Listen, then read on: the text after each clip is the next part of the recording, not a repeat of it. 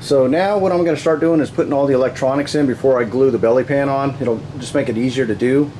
So I already installed the motor. The motor, you're probably going to want to use something at least around 400 watts.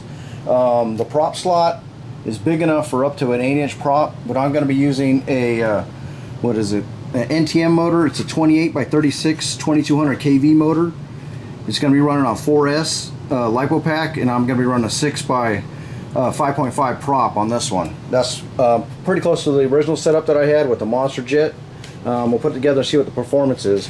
If you guys want to use like lower kV motors with bigger props, you can probably do that, and just kind of experiment with the different power setups. But anyway, I've got that motor, and this thing's going to take 3 servos. You're going to have one, basically it's just going to be hot glued down on the bottom side for the elevator, and you're going to have one for each aileron, and these will be down on the bottom also. The aileron servos, what I'm going to try and do is basically I'm going to tuck them in under where this belly pan goes. I'm going to cut a small slot so they kind of get notched in under there. Then you'll just run the control rods out to the ailerons. Alright everyone, I got all 3 servos. Basically I just hot glued them to the foam board. If you got a slick surface on your servo, you might want to rough it up a little bit with like some sandpaper or a knife or something, just to make sure that the hot glue adheres to the servo and keeps it glued down. So basically that's pretty much everything that you need to do on the bottom side. As you can see, I ran the servo wires up through the bottom of the fuselage, and then they come out on the top, and then I'll show you what it looks like a little bit later on the top. Alright everyone, I got the belly pan all glued down, and as you can see the servos kind of hang out through those notches there. And I forgot to cover the front part of the belly pan.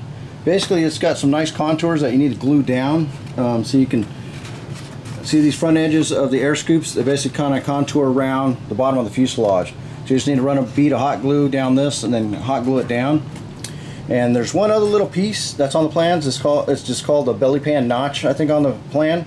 Basically it's got a cut line, as you can see there.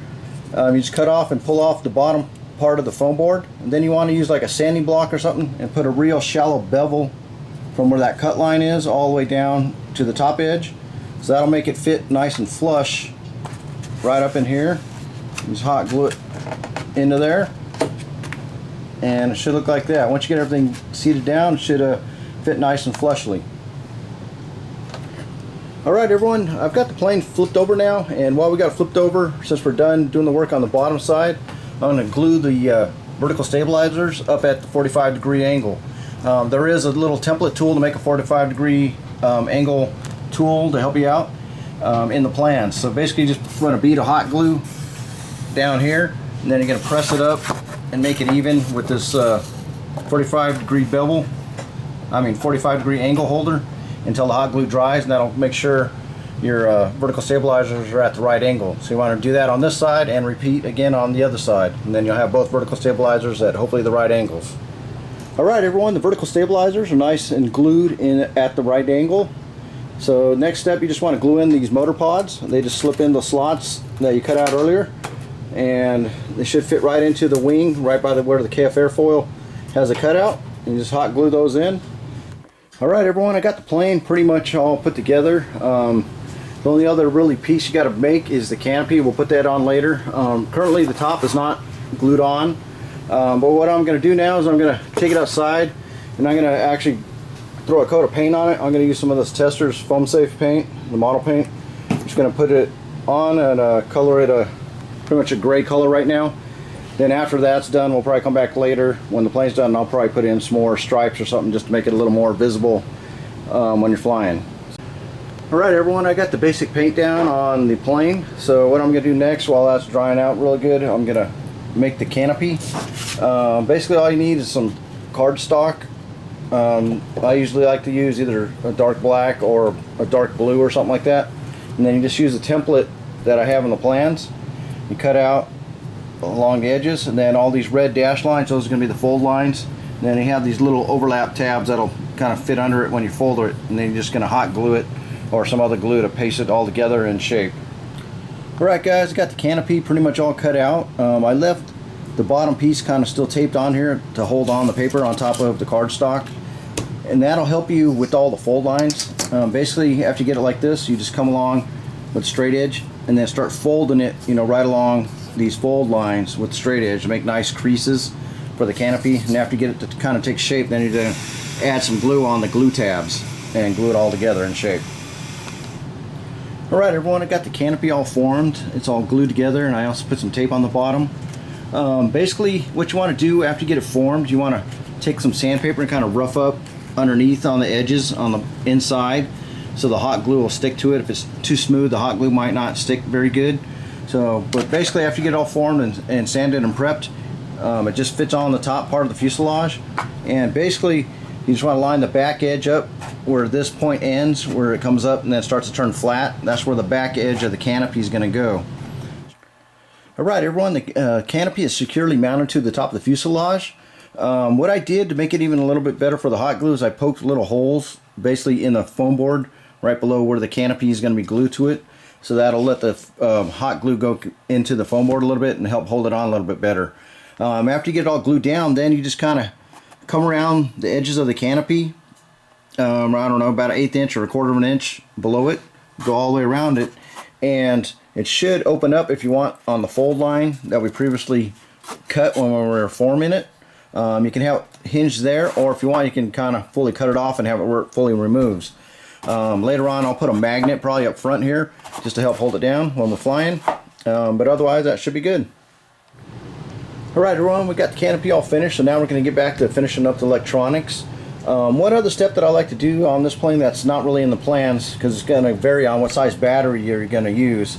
Basically I just take some of the scrap foam board that you have and just make 2 little braces that run along the sides of your batteries, and then just hot glue that in. That'll help make the nose a little bit more rigid and stronger to carry the weight of the battery. Again, this can vary, so that's why it's not in the plans. So just take some scrap foam board from whatever's left over from cutting out the plane, then just cut it to length, and then just size it per whatever battery you're using.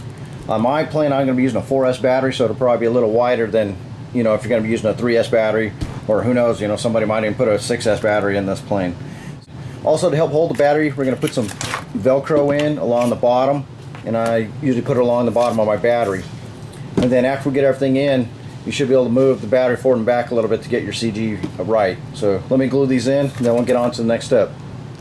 Alright everyone, I'm getting ready to finish up the plane. I'm putting in the final electronics of it. Basically for this plane I'm going to be using a 60 amp plush ESC by Turnigy. There's different places where you can mount the ESC in this plane. Currently on this plane and the first one I did, I mounted it basically right under where the fuselage is going to mount. If you're worried about airflow, you can also mount it inside the inner air ducts, like right in there. It'll get a lot of airflow there. I have my receiver mounted right here, kind of up towards the front. This one's got the dual antennas. I'm just going to run one out each side and then tape them to the underside of the wings. The battery plug basically just run up into the front of the fuselage area. I'm going to run in again a 4S LiPo pack, 2200 milliamp. And since I didn't run the wires on the underside of the fuselage here, where they're hidden, like I did on the first plane. See, the first plane I've got them all run down underneath, so it's nice and clean. This one, again, like I said, I was a little bit too lazy to change out the wires, so I'm just going to run it out of the back side of the fuselage. So to do that, I just cut a little bit off of the back end of it, and basically the fuselage again is just going to be hot glued onto the top, like that, and then the wires will just run out the back. Alright everyone, we're getting ready to start finishing up the plane. As you can see, I glued the top of the fuselage onto the plane. And one other thing I forgot to note before, I don't know if you can see it, there was the bulkhead kind of in the back of the fuselage. I did cut a notch out because that's where the ESC wires are going to go through, and to also let a little bit of air go through there. Later on I might cut a hole in the top of the fuselage a little bit just to add some venting for the ESC. I also added some magnets to the hatch. I added one on the top side up here right at the edge, and there's also one down here at the bottom right on the top of the bulkhead there, and basically that'll hold in the hatch nice and good. Real quick, here's a view of the bottom of the plane. I now added the control horns and control rods, and as you can see I also added a piece of tape over each of the control surfaces right on the hinge line. That'll help make it a little bit stronger. I also just added some color accents, again, to help with the orientation of the plane, and just kind of to pay homage to the original guys that designed the YF-23. I added the Black Widow emblem on the bottom of the plane. Alright everyone, one of the last things you want to do after you get everything installed and all your control surfaces dialed in, working right, you want to go ahead and put your battery in and everything, get everything in like it's going to be when it flies so you have the correct flying weight, and then you want to start dialing in your center of gravity. On this plan that's included with this plan set, there's a page that shows where the proper CG is on the plane. You can find it either by measuring from the nose. It's roughly 18 3/4 inches back from the tip of the nose. Or you can also find it easily by measuring off of the wing. You can go from the edge of the wing and measure in 6.5 inches, or from the leading edge of the wing and measure 8.5 inches. Then what I usually do is mark, a line on each side of the wing, and then just balance it at that point.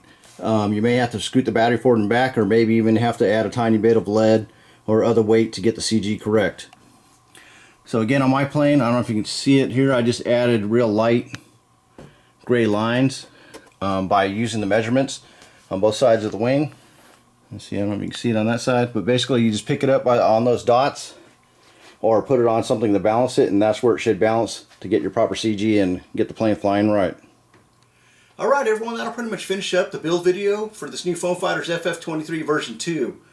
This plane is not really meant for beginners, so I'd probably recommend it for guys that are kind of intermediate to advanced, that have built some of the foam board planes before. It is a little bit harder because there's a lot more cuts and folds that you got to do than some of the beginner planes. If you built some of the other ones, then you can probably step into it, but definitely don't build this as your first plane. Kind of look at some of the trainers and some of the other planes available out there in the RC community. This plane is now available. Like I said, the plans are available for sale on our website, so please visit that if you're interested in building it. Thanks again, and I'll see you next time.